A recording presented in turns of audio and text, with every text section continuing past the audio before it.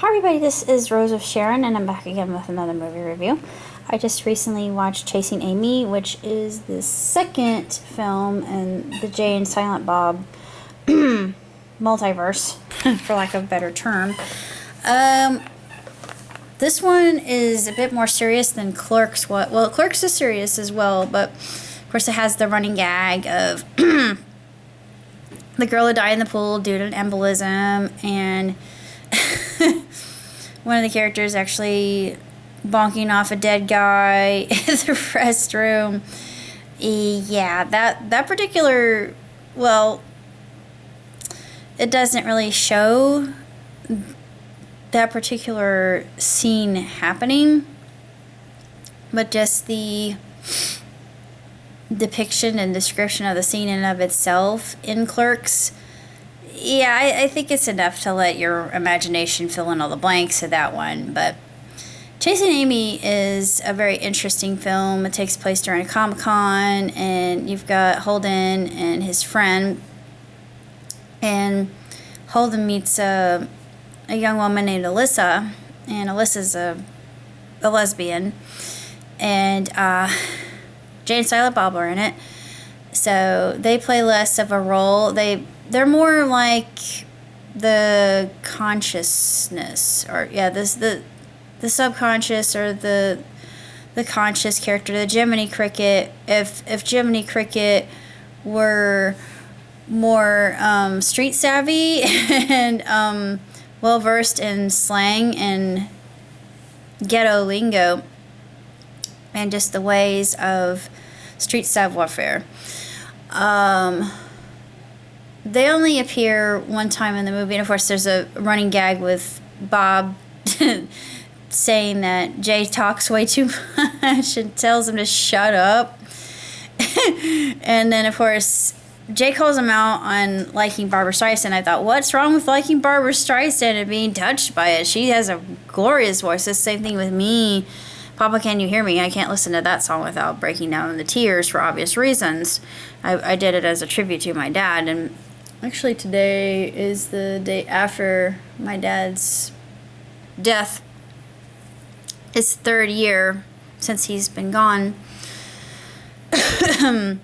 Nonetheless, the movie's really good. I really liked it. Of course, it's similar to most rom-coms I've seen. This is more like a drama-com.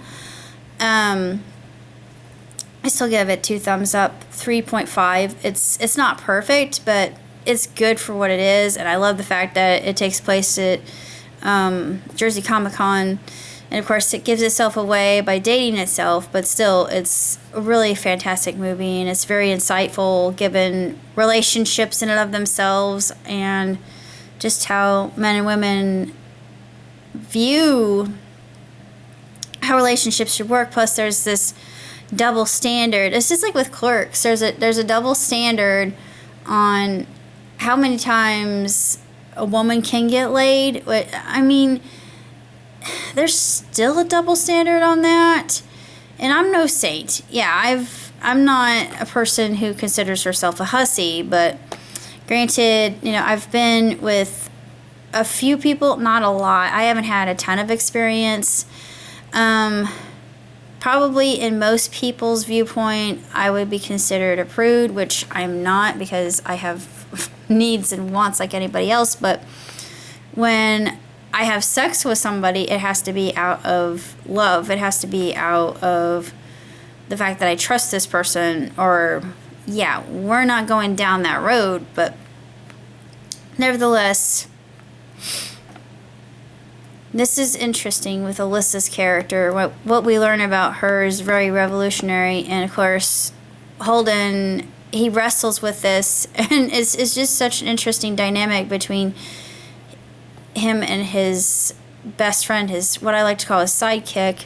And of course the whole idea of Blunt Man and Chronic, they're introduced, and of course we all know that Blunt Man and Chronic are the alter egos of Jay and Silent Bob. You think, yeah, because in the cartoon, I've never seen the cartoon. I have the cartoon.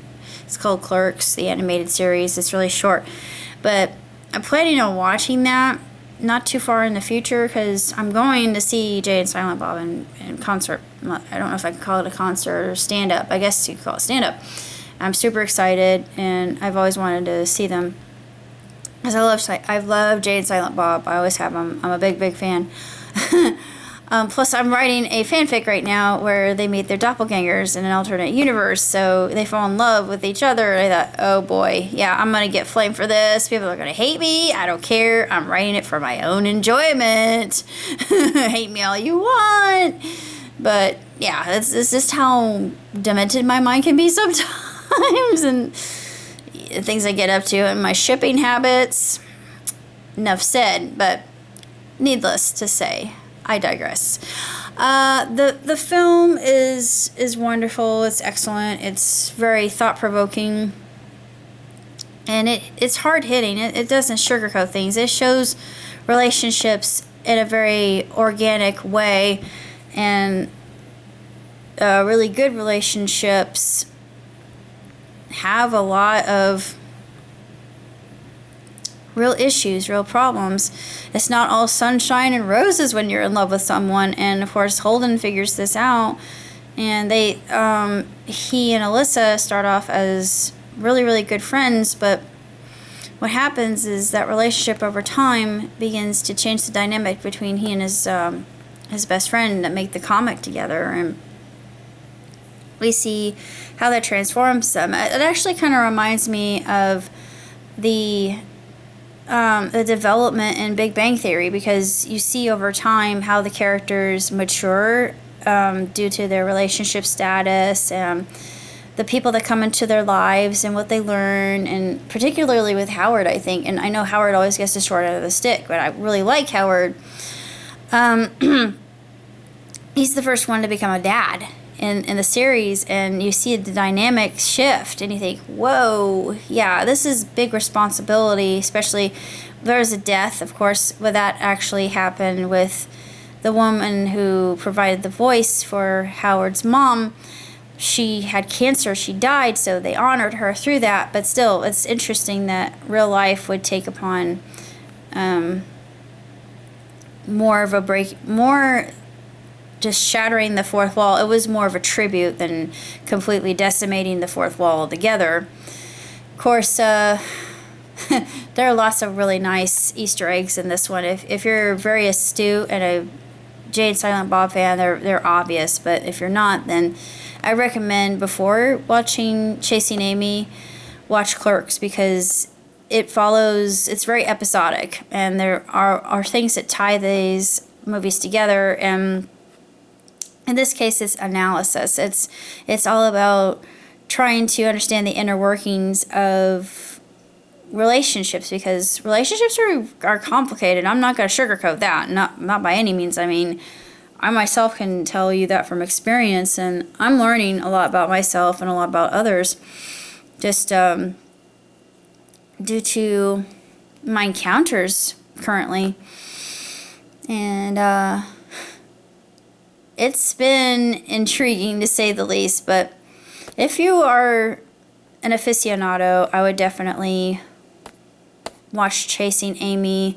Of course, I think the third film in that series is Dogma, which I've seen Dogma, so I'm not going to review Dogma. Dogma is a very controversial film, and even as a Christian, I find it absolutely hilarious. But I love it. I was so tempted. I remember the first con I went to, and they had a whole booth just filled with Jay Silent Bob stuff, and I was just geeking out, like the fangirl. I like,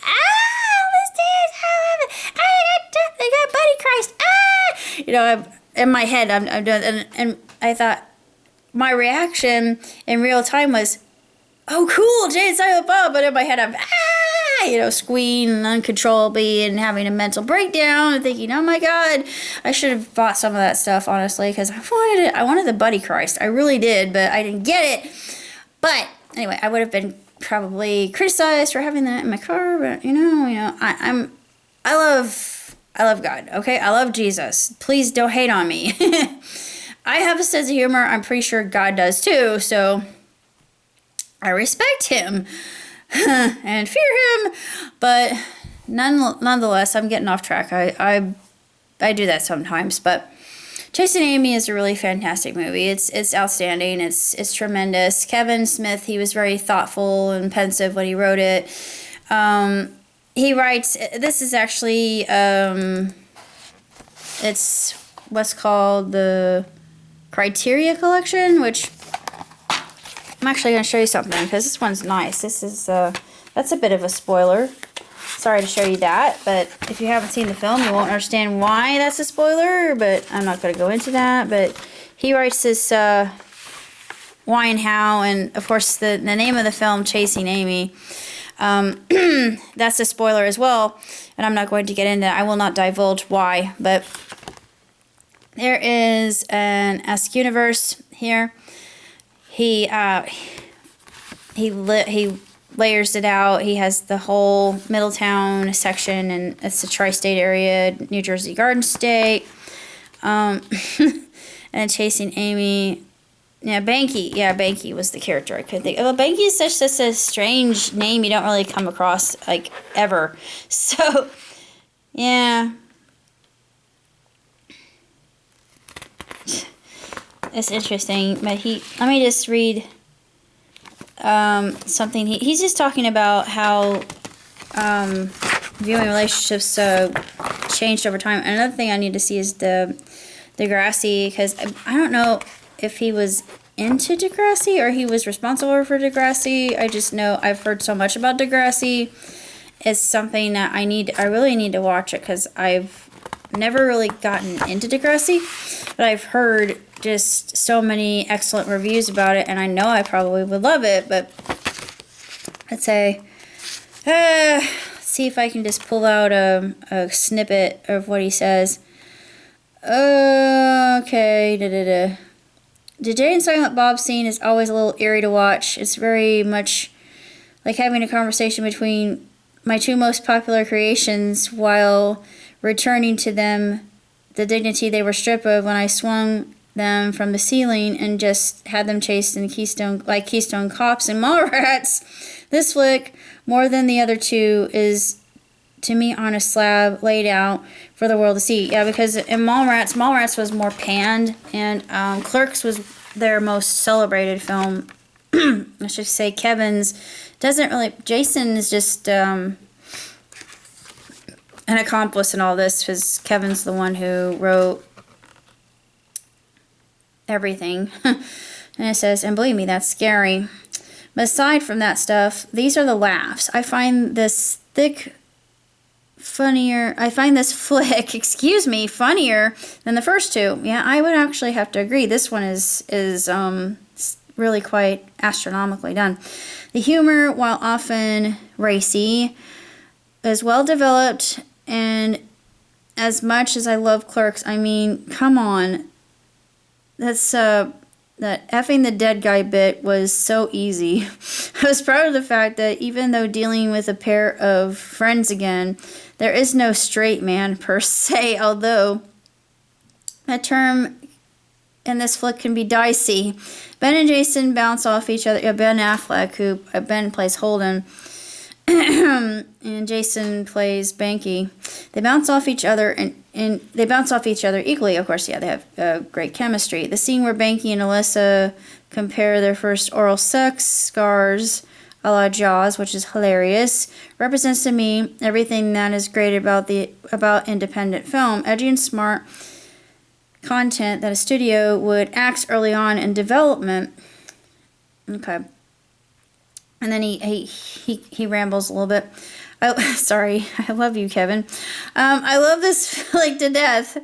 But this will always be the closest to my heart for reasons obvious and not so obvious. And it makes a hell of a palate cleanser for the next flick. Yes, it does. And I love Dogma.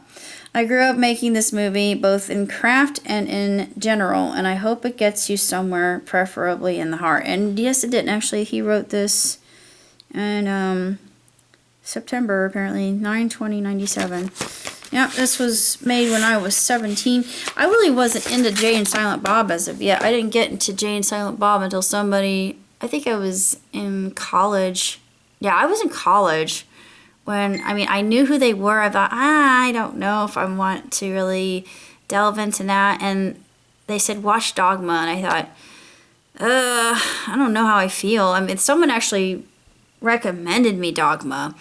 And I thought, okay, fine. Because I'm open-minded, so I didn't. I thought, oh my Lord, I love this. And I wasn't sure why. I thought, oh, please don't strike me down with lightning. I feel like kind of slight guilt in the fact that I like it. It's sort of like, you know, I shouldn't, but I love it anyway. And I just think that God himself wouldn't really care, honestly, to have a little bit of humor, because religion in and of itself, fundamental religion in particular, is just really, really messed up. But true religion, to be quite clear and honest, or in my understanding and just my take on it, this is just my philosophy, but I feel that it's meant to help us become our better versions, but everybody has a different methodology of doing this, and whatever your methodology is, whether it's hanging from a chandelier every day to clear your head and by inversion, I mean, go ahead and do that. It's up to you. I'm not going to judge you. But that's basically all I have to say about Chasing Amy. I love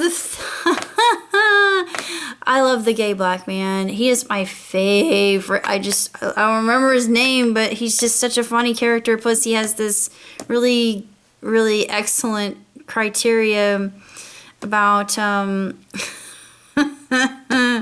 about Lando, and I thought, oh, yeah, I never really saw it that way. It was like, it's the world of the cracker, and underneath the mask of Darth Vader is an aging white man. Is that trying to tell us that we all want to be white? And of course, Banky stands up in the audience. He says, well, don't you? And then the gay black guy shoots him, and they think, oh, no, crap. Of course, he lives through it, but that scene, oh my goodness, is just, that panel, oh, Lord, have mercy.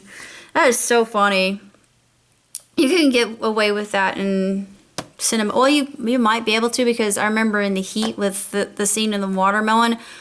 I really shouldn't have laughed at that as much as I did, but I just thought that was so funny. It's one of my favorite scenes in the whole film, other than the whole when Sandra Bullock gets drunk and she crushes the glass in her hand and she just laughs about it.